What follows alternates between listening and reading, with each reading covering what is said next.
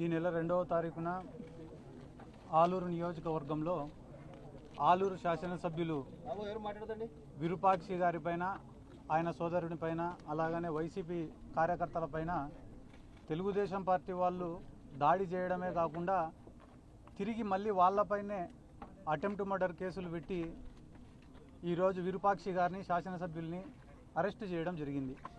ఇందులో భాగంగా ఈరోజు ఆయనను కలిసి ఆయనకు మేమంతా వైఎస్ఆర్ కాంగ్రెస్ పార్టీ తరఫున యువజన విభాగం తరఫున మేమున్నామని చెప్పి ఆయనకు ధైర్యం చెప్పడానికే ఈరోజు వచ్చి విరూపాక్షి గారిని కలవడం జరిగింది.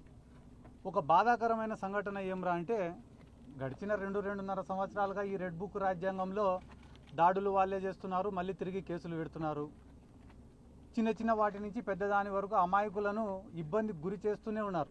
కానీ ఈరోజు పరాకాష్ట ఎక్కడికి పోయిందిరా అంటే ఒక ఎమ్మెల్యేకు కూడా రక్షణ లేదు ఈ ఆంధ్ర రాష్ట్రంలో అని చెప్పి తెలియజేస్తూ విరూపాక్షి గారిని అరెస్ట్ చేయడం జరిగింది. పాపం ఆయన ఒక రైల్వే కాంట్రాక్టర్, ఆ తర్వాత జెడ్పీటీసీగా పనిచేసినాడు, ఆ తర్వాత ఆలూరుకు ఎమ్మెల్యేగా గెలిచినారు. తెలుగుదేశం పార్టీ వాళ్ళు దాదాపుగా ఆలూరు నియోజకవర్గంలో గెలిచి ఇప్పటికి 30 ఏళ్ళు దాటిపోయింది నాకు తెలిసి. వాళ్లకు గతి లేదు, ఆ ఆలూరు నియోజకవర్గంలో గెలిచే ప్రసక్తి లేదు. రేపు స్థానిక సంస్థల ఎన్నికలు జరిగినా కూడా వాళ్ళకి ఎటువంటి ఉపయోగం లేదని తెలుసుకొని మొన్ననే చంద్రబాబు నాయుడు గారు వచ్చినారు అడిగి. ఆలూరుకు వచ్చి మీరు ఏం చేస్తారో ఏమో తెలీదు, వచ్చే ఎలక్షన్ల కల్లా లేదా స్థానిక సంస్థల ఎన్నికల కల్లా ఇక్కడ తెలుగుదేశం పార్టీ జెండా ఎగరాలా, మీరు దాడులు చేస్తారా, కులాల మధ్యన కొట్లాటలు పెడతారా, విద్వేషాలను రెచ్చగొడతారా, అక్రమ కేసులు పెడతారా, భౌతిక దాడులు చేస్తారా, ఏం చేస్తారో మీ ఇష్టం, మొత్తానికైతే తెలుగుదేశం పార్టీ జెండాల ఎగరాలా అనే ఉద్దేశంతోనే ఈరోజు వాళ్ళే దాడి చేసి ఎమ్మెల్యే గారిపైన మరొక 27-34 మంది పైన 27 మంది పైన ఒక కేసు, 43 మంది పైన ఇంకొక కేసు, దాదాపుగా 3 కేసులు నమోదు చేసి వీళ్ళని ఇబ్బంది చేసే కార్యక్రమం చేస్తున్నారు. ఎవరైనా వేడగండి, మీరే ఆలూరుకు పోయి విచారించుకోండి. విరూపాక్షి గారిపైన ఈ రోజు వరకు ఎటువంటి క్రిమినల్ రికార్డు కానీ క్రిమినల్ కేసులు కానీ లేవు. అటువంటి వ్యక్తి పొద్దున్న లేస్తే రాత్రి వరకు కష్టపడడం మాత్రమే తెలుసు. ఏ కార్యకర్త అర్ధరాత్రి ఫోన్ చేసినా పలకడం మాత్రమే తెలుసు. ఆయన ఎమ్మెల్యే కాకముందు నుంచి కూడా పార్టీ కార్యక్రమాలైనా ప్రభుత్వంతో ఏదైనా పని చేపించాలన్నా అహర్నిశలు కష్టపడుతున్నాడని ఒక మంచి పేరుంది. కాబట్టి 164 సీట్లు తెలుగుదేశం వాళ్ళు కూటమి వాళ్ళు గెలిచినప్పటికీ కూడా ఆలూరు నియోజకవర్గంలో విరూపాక్షి గారు ఎమ్మెల్యేగా గెలిచినారు. అటువంటి వ్యక్తిపైన ఈరోజు ఇంత దౌర్జన్యం చేసి వాళ్ళ కార్లు వల్లగొట్టి వాళ్ళ తమ్ముడికి ఫ్రాక్చర్ చేసి మళ్ళా తిరిగి వీళ్ళపైనే 307 కేసు పెట్టడం అనేది చాలా దుర్మార్గం. ఇది పోలీసుల యొక్క ఫెయిల్యూర్. ఎక్కడైనా టీడీపీ వాళ్ళు వైసీపీ వాళ్ళు కొట్టుకుంటారు, కేసులు కౌంటర్ కేసులు పెట్టుకుంటారు, ఇవన్నీ మామూలే. కానీ దాడి చేసిన వాళ్ళపైనే వాళ్ళనేమో ఇడిచిపెట్టినారు, దాడి చేసిన వాళ్ళని గాయపడిన వాళ్ళనేమో తెచ్చి జైళ్ళల్లో పెట్టినారు. ఇదే మీరు మాకు కొత్త కాదు. కానీ మీరు ఏ సంస్కృతికి తెరలేపుతున్నారనేది మీరే ఆలోచించుకోవాలా. ఎందుకంటే రేపు వైఎస్ఆర్ కాంగ్రెస్ పార్టీ అధికారంలోకి వచ్చిన తర్వాత మేము సైలెంట్గానే ఉండొచ్చు, కానీ గాయపడినవాడు, దెబ్బతిన్నవాడు, అవమానం పొందినవాడు మర్చిపోతాడా? కులాల మధ్యన కొట్లాటలు పెట్టాలా? ఎంతోమంది నాయకుల్ని చూసినా, కొంతమంది బోయ సామాజిక వర్గానికి సంబంధించిన నాయకులు వచ్చినారు, వచ్చి విరూపాక్షి గారికి వ్యతిరేకంగా మాట్లాడిపోయినారు. అదే నాయకులు మా ముచ్చుమరి గ్రామంలో ఒక బోయ సామాజిక వర్గానికి సంబంధించిన బాలిక మిస్ అయితే ఏ నాయకుడు రాలే. దళిత సంఘ నాయకులు వచ్చినారు ఆడ మద్దతు తెలపడానికి. క్లియర్ కట్గా వీడియోలలో ఒక ఆడామ వాళ్ళ భర్త, అతనే ఆ ఆడామవి గుడ్డలు చించినాడు. ఇక్కడ ఉన్న ఎన్నో మీడియా ఛానళ్ళల్లో ఆ వీడియోని టెలికాస్ట్ చేసినారు. గుడ్డలు చించుకునేది వాళ్ళే, గుడ్డలు చింపినేది భర్తనే, కానీ కేసు కట్టింది ఎమ్మెల్యే బట్టలు చించినాడని కట్టినారు. ఇంతకన్నా నీచమా రాజకీయాలలో? ఆ దళిత సంఘాల నాయకులు వచ్చినారు. ఆ దళిత సంఘాల నాయకులలో ఒక్కరన్నా ఆ పక్క నియోజకవర్గం ఆదోని ఉంది, ఆదోని ఎమ్మెల్యే కర్నూలు జిల్లా తెలుగుదేశం పార్టీ అధ్యక్షురాలు ఇద్దరు పక్కన ఉండి ఆదోనిలో ఒక ధనాపురం అనే గ్రామానికి సంబంధించిన ఒక సర్పంచ్, దళిత సర్పంచ్కు అవమానం చేసినారని చెప్పి వాళ్ళు కలెక్టర్ని కలిసినారు, ఎస్పీని కలిసినారు, దాదాపుగా 1 నెల రోజులు ప్రజా పోరాటం చేసినారు. ఏమని? ఆదోని ఎమ్మెల్యే పైన తెలుగుదేశం పార్టీ జిల్లా అధ్యక్షురాలిపైన కేసు నమోదు చేయమని చెప్పి 1 నెల రోజులు పోరాటం చేసినారు. ఆ రోజు ఎవరైతే ఈ దళిత సంఘ నాయకులు, దళిత తెలుగుదేశం పార్టీ నాయకులు ఉన్నారో వాళ్ళు ఒక్కరైనా స్పందించినారా? స్పందించలే. ఈరోజు ఏమంటున్నారు తెలుసా? ఏందయ్యా మీ వాళ్ళే వీడియోలు వచ్చినాయి కదా, మీ వాళ్ళే గుడ్డలు చింపుకొని మళ్ళీ కేసు పెట్టినారంటే వీడియో తీసేటప్పుడు ఆయన చింపినాడంట, వీడియో ఆఫ్ చేసినాక పోయి ఎమ్మెల్యే చింపినాడంట. ఇంత నీచమా?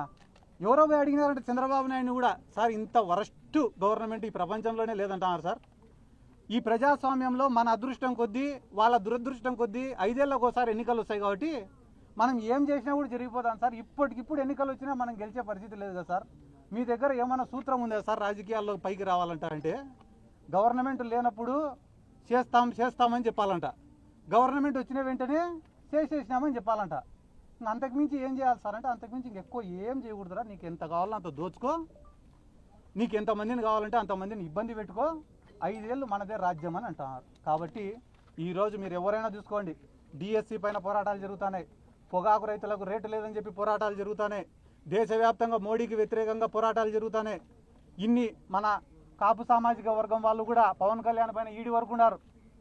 అన్నిటికీ అమ్ముడిపోతా ఆడరా తెలుగుదేశంకి అని. ఈ కూటమి కూడా కలిసి ఉండే ప్రసక్తే లేదు. వాళ్ళు కలిసి ఉన్నా కూడా వాళ్ళు బాగుపడే ప్రసక్తే లేదు. వీటన్నిటి నుంచి ఎట తప్పించుకోవాలని తెలియక ఇట్లా దాడులు, కేసులు, అవమానాలు, ఇబ్బందులు. వాళ్ళు ఒకటి గమనించాల్సిన విషయం ఏమరా అంటే, వైఎస్ఆర్ కాంగ్రెస్ పార్టీని ఇబ్బంది పెడుతున్నామని అనుకుంటున్న క్రమంలో వాళ్ళు వైఎస్ఆర్ కాంగ్రెస్ పార్టీని ఇడిచిపెట్టి సామాన్యులను కూడా ఇబ్బంది పెడుతున్నారు. ఈరోజు పోలీసులు మా పైన కేసులు పెడతారని మీరు అనుకుంటున్నారు. మా పైన కేసులు పెడితే మేము కనీసం పోరాడుతున్నాం, కానీ సామాన్యులపైన అమాయకులపైన కేసులు పెడుతుంటే వాళ్ళకి ఎవరికి చెప్పుకోవాలని కూడా అర్థం కావడంలే. ఒక్కొక్కరు కూడా ఒక చిన్న కేసు నమోదు చేయించుకోవాలంటే 1-2 లక్షల రూపాయలు ఖర్చు పెట్టుకునే పరిస్థితి. అమాయకులపైన కేసులు పెడితే రాజీ చేయించుకునే దానికి 2 లక్షలు 4 లక్షల రూపాయలు ఖర్చు పెట్టుకునే పరిస్థితి. చాలా మంది అరే నక్సలైట్లు అనే వాళ్ళు ఉండింటే వ్యవస్థలన్నా బాగా పనిచేసినాయి కదరా ఆ రోజు. వాళ్ళు లేకుంటే కానీ ఈరోజు మన సమస్యలు ఎవరికి చెప్పుకోవాలని కూడా తెలియక ఆత్మహత్యలు చేసుకునే పరిస్థితులు ఉన్నాయి కదరా అని అనుకుంటున్నారు. దయచేసి మీ మీడియా మిత్రుల్ని కూడా నేను కోరుకుంటున్నా, వాస్తవాలను ప్రపంచానికి తెలియజేసేది మీరే కాబట్టి ఆలూరు నియోజకవర్గంలో ఏం జరుగుతుందో మీరు కూడా ఒక్కసారి ఆలోచన చేయండి. ఎక్కడో పక్క నియోజకవర్గంలో ఉండే బోయ సామాజిక వర్గం నాయకులు వచ్చి మాట్లాడినారు కదా, అదే నియోజకవర్గంలో ఉండే గుమ్మనూరు జయరాం గారు కానీ బొజ్జమ్మ గారు కానీ వీళ్ళు ఎందుకు స్పందించలే అంటే విరూపాక్షి గారిది తప్పు లేదు కాబట్టి. విరూపాక్షి గారి పైన స్పందిస్తే స్థానికంగా ఉన్న బోయ సామాజిక వర్గం వాళ్ళు కానీ మిగతా కులస్తులు కానీ ఎవరు కూడా ఒప్పుకోరు కాబట్టి. బయట వాళ్ళది ఏముంది, వస్తారు తిడతారు పోతారు, కానీ స్థానికంగా ఉండే వాళ్ళు విమర్శలు చేస్తే రేపు ప్రజల్ని ఎదుర్కోవాలి కదా. ఇటువంటి అన్యాయాలన్నింటినీ ఎదుర్కోవడానికి సిద్ధంగా ఉండం. ఖచ్చితంగా రానున్న రోజులలో నేను చెప్పే మాట కాదు, ఎవరెవరైతే నిలుగుతున్నారో వాళ్ళకందరికీ చెప్తానా, 2 ఏళ్ళు మీ ఇష్టం, ఇంకా ఎన్ని కేసులు పెట్టుకుంటారో ఎన్ని దాడులు చేసుకుంటారో 2 ఏళ్ళు చేసుకోండి. కానీ అన్యాయంగా టీడీపీ వాళ్ళకన్నా ముఖ్యంగా అన్యాయంగా కేసులు పెట్టిన ఆఫీసర్లను మాత్రం, వైఎస్ఆర్ కాంగ్రెస్ పార్టీ కార్యకర్తలను సామాన్య ప్రజలను ఎవరైతే అవమానపరుస్తున్నారో, అసభ్య పదజాలంతో మాట్లాడుతున్నారో, స్టేషన్కు పోవాలంటే కూడా భయానకరమైన వాతావరణాన్ని మీరు సృష్టిస్తున్నారు. అటువంటి అధికారులకు చాలా సూటిగా స్పష్టంగా చెప్తున్నాం, మీరు ఖచ్చితంగా ఎంక్వైరీలు ఫేస్ చేయాల్సిందే. ఏ రకంగా అయితే ఈరోజు మేము కేసులు అనుభవిస్తున్నామో మీ పైన సస్పెన్షన్లు ట్రాన్స్ఫర్లు అని అనుకుంటారేమో, అది కానే కాదు. మీరు కూడా ఖచ్చితంగా కేసులు ఫేస్ చేయాల్సిందే, ఈ జైలును చూడాల్సిందే అని కూడా ఈ సందర్భంగా తెలియజేసుకుంటూ రాష్ట్రంలో డిఎస్సి గురించి జరుగుతుంది. డిఎస్సి టీచర్ పోస్టులు ఇవ్వలేకుండా కూడా ఇప్పుడు ధర్నాలు చేస్తున్నారని చెప్పి టీడీపీ వాళ్ళు ఆరోపిస్తారు. అంటే టీడీపీ పోస్టులు ఇవ్వలేని వాళ్ళు కూడా ధర్నా చేస్తున్నారంటే మీరు అమ్ముకున్నా కూడా తప్పులేదా? ఇప్పుడు వైఎస్ఆర్ కాంగ్రెస్ పార్టీ చాలా స్పష్టంగా స్పోర్ట్స్ కోటాను అడ్డం పెట్టుకొని మీరు ఉద్యోగాలు అమ్ముకున్నారని చెప్పి చెప్తున్నారు. దానిపైన క్లారిటీ ఇవ్వమని చెప్పి మేము అడుగుతున్నాం, రెండోది బాధితులు అడుగుతున్నారు.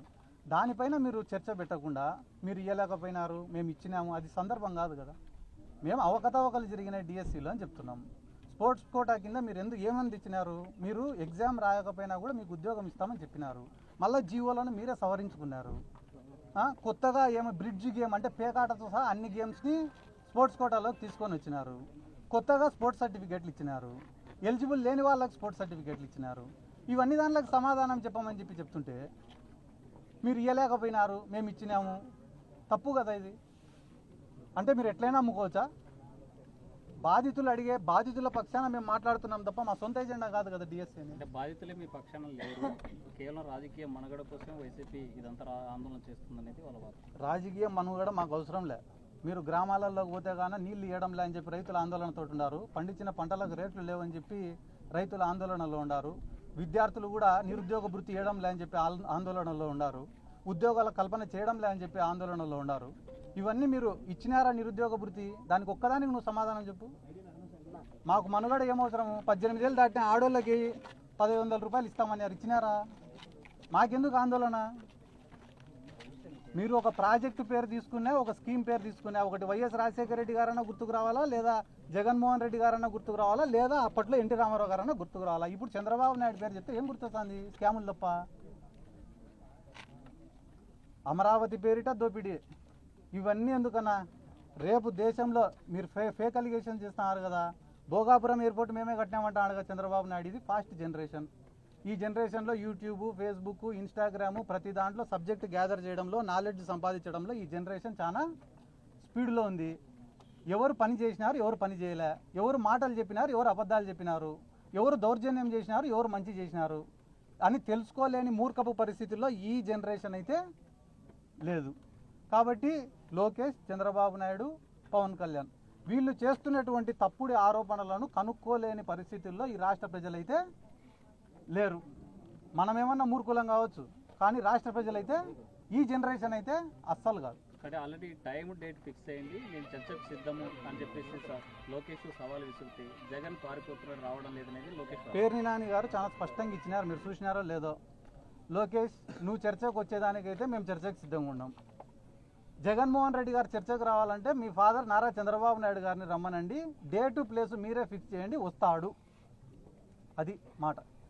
అది మీరు విన్నారు లేదు? నేను అమిత్ షాని మీ పార్టీ నేతలు కలిశారు, ఏం చెప్పారు అమిత్ షా గారు మీ పార్టీ నేతలు?